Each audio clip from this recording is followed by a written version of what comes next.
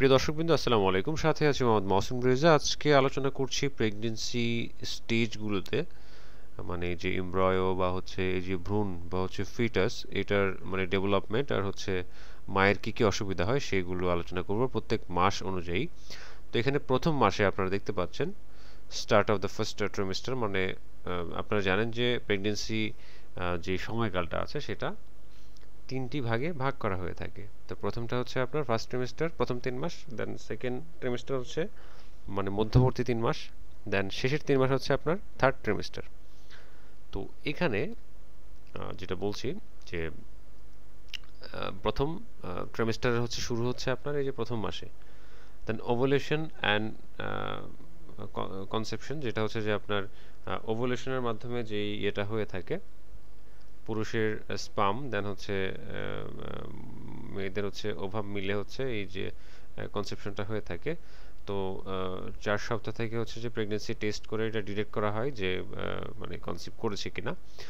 তো এখানে এমব্রায়োটা হচ্ছে জাস্ট হচ্ছে মানে দুটা আপনার কোষে হচ্ছে বিভক্ত হয়ে থাকে আর কি। এটা হচ্ছে প্রথম মাস। দেন দ্বিতীয় মাসে আমরা চলে যাই, এখানে signs of pregnancy extreme fatigue. তো এখানে মানে দেখা যায় অনেক অবসাদে ভুগে থাকেন এই সময়টাতে মায়েরা, বেশিরভাগই দেখা যায়। দেন হচ্ছে ফ্রিকুয়েন্ট ইউরিনটেশন, যেটা হচ্ছে যে আপনার ঘন ঘন হচ্ছে মানে মূত্র ত্যাগ থাকবে। দেন হচ্ছে মর্নিং সিকনেস, যেটা হচ্ছে সকালবেলা উঠলে যে বমি বমি ভাব লাগবে বা সারাদিন যে একটা বমি বমি ভাব লাগবে, সেটাকে মর্নিং সিকনেস বলা হয়ে থাকে। অ্যান্ড হরমোনাল, মানে হরমোনাল যে ইমব্যালেন্সটা হয়ে থাকে সেটা হয়ে থাকে আর কি, ফ্লাকচুয়েশনস। তো এখানে the babies heart is beating, এই দ্বিতীয় মাসেই কিন্তু আপনার দেখা যায় হার্টের গঠন হয়ে যায়। তো মানে হার্টটা হওয়ার পর দেখা যায় রক্তনালীগুলো ফর্ম করে, দেন ব্রেনটাও ফর্ম করে ওই সময়টাতে। তো হার্ট বিট শুরু হয়ে যায় দ্বিতীয় মাসেই। তো এটা কিন্তু স্টেথোস্কোপ দিয়ে তখনই ফিল করা যাবে না, এটা ষষ্ঠ মাস থেকে স্টেথোস্কোপ দিয়ে ফিল করা যায়। তো আমি তৃতীয় মাসে চলে যাচ্ছি, এটা হচ্ছে এমব্রায়োজ অফিসিয়ালি বিকামস এ ফিটাস, মানে এটা যেটা হচ্ছে ভ্রূণটা এটা ফিটাসের রূপ নিয়ে থাকে। দেন ডিক্রিজড মর্নিং সিকনেস, এই তৃতীয় মাসে এসে এই যে মায়ের হচ্ছে এই যে বমি এর যে একটা ভাব হয়, তো ওটা আস্তে আস্তে কমতে থাকে। হ্যাঁ, কারণ যে হরমোনটার কারণে, সিটিজি হরমোনটার কারণে আপনার এই বমির ভাবটা হয় সকাল সকাল, খুব বেশি হয়। তো এটা এই সময়টাতে তৃতীয় মাসে এসে আসলে ওই হরমোনটা কমে যায়, সো দ্যাটস ওয়াই এই যে মানে এই বমির ভাবটা কমতে থাকে। দেন হচ্ছে fetus is about the size of a plum, মানে একটা বড়ের সাইজের মতো হয়ে থাকে তৃতীয় মাসে। তো এইবার আমরা যাই চতুর্থ মাস। তো চতুর্থ মাসে হচ্ছে যে ওই যেটা একটু আগে বললাম যে আপনার সেকেন্ড ট্রিমেস্টার শুরু হচ্ছে, মানে মধ্যবর্তী 3 মাস। তো এখানে the baby's bones are hardening and will now show up on an X-ray।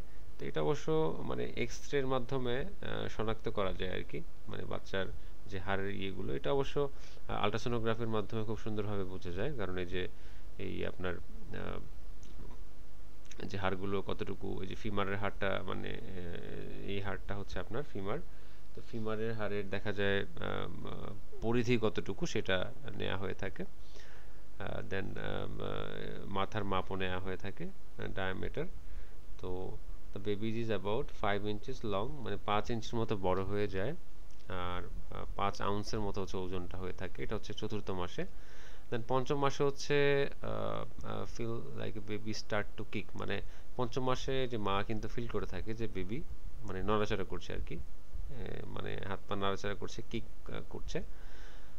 দেন হচ্ছে আপনার বেবিজ হেয়ারিং স্টার্ট ডেভেলপিং, মানে বাচ্চা এই সময়টাতে হচ্ছে আপনার মানে দেখা যায় আপনার হিয়ারিংটা আপনার ডেভেলপ করবে।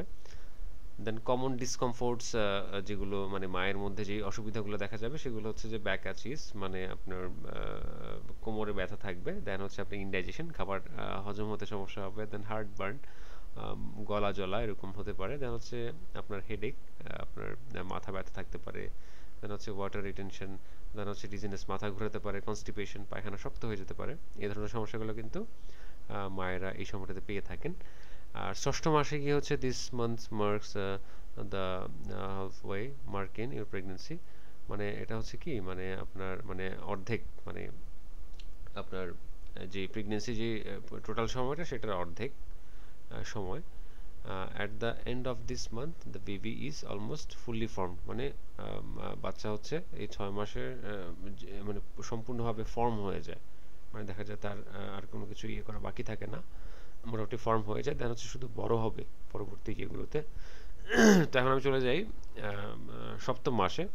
তো এখানে এই বাচ্চার দেখা যায় সাইজটাও কিন্তু তারা দিয়েছে, যে এই যে শুরু থেকে 1 মাস, এখানে তো জাস্ট হচ্ছে দুটা মানে ইয়ে থাকবে, কোর্স থাকবে, দেন আস্তে আস্তে এই যে এভাবে ডেভেলপ করবে। Month 3, month 4, month 5, month 6 and month 7 আমরা চলে আসি। তো সপ্তম মাসে হয় কি, মানে এটা হচ্ছে occurrence of Braxton Higgs construction, মানে অনেক সময় দেখা যায়, এটা আপনারা গুগলে সার্চ করলে বিস্তারিত জানতে পারবেন। এটা হচ্ছে কি, মানে অনেকটা লেবার পেইনের মতো, মানে মায়ের হচ্ছে পেটে প্রচণ্ড ব্যথা হয়ে থাকে, যদিও এটা অস্থায়ী হয়, বাট এটাকে মেডিকেলের ভাষায় বলে যে আপনার ব্র্যাক্সটন হিক্স কনস্ট্রাকশন। তো এখানে এটা হয়ে থাকে প্রায়। The babies brain is beginning to process sites and sounds, মানে যে বাচ্চার যে মস্তিষ্কটা ডেভেলপ হয়ে যায়, সো দ্যাটস ওয়াই সে কিন্তু মানে আওয়াজ মানে শুনতে পায়। Then the baby is about 13 inch long, মানে লম্বা 13 ইঞ্চির মতো হয়ে যায় সপ্তম মাসে। দেন অষ্টম মাসে হচ্ছে দেখতে অনেকটা এরকম হয়ে যায়, the baby is fully formed and putting on weight, মানে বাচ্চাটা হচ্ছে ফুললি দেখা যায় ফর্ম হয়ে যায়। The baby's lungs are almost fully developed, মানে তার ভিতরে যে ফুসফুস, মানে যেটা দিয়ে হচ্ছে সে ভূমিষ্ঠ হওয়ার পরপরই শ্বাস নেবে, সেটা ডেভেলপড হয়ে যায় সম্পূর্ণভাবে।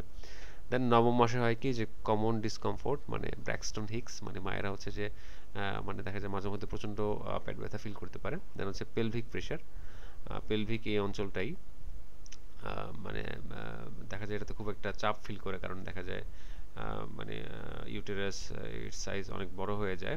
দেন বাচ্চাটা একদম লাস্ট স্টেজে থাকে, ডেলিভারির পর্যায়ে থাকে, তো সেক্ষেত্রে এই পেলভিকের উপর একটা খুব একটা বেশি প্রেশার পড়ে থাকে, এই রিজনটাই পেলভিক রিজন। তো বাচ্চা মোটামুটি ফর্ম হয়ে যায় মানে আপনার 9 মাসে। দেন হচ্ছে ডিফিকাল্টি স্লিপিং, মানে ঘুমাতেও সমস্যা হয়ে থাকে। তো এই ছিল মানে টোটাল 9টা মাসের হিসাব। 9 মাসে হচ্ছে বাচ্চারা কিভাবে অর্গান ডেভেলপ করে, দেন মা কি কি সমস্যায় ভোগে সেগুলো নিয়ে। তো আমি চেষ্টা করব নিয়মিত এই ধরনের ভিডিও দেওয়ার জন্য, যাতে হচ্ছে দেখে আপনারা মোটামুটি আন্দাজ করতে পারেন বা মানে সমস্যাগুলো জানতে পারেন যারা নতুন মা হতে যাচ্ছেন। ওকে, আজকের ভিডিও এখানে শেষ করছি। সকলে ভালো থাকুন, আল্লাহ হাফেজ।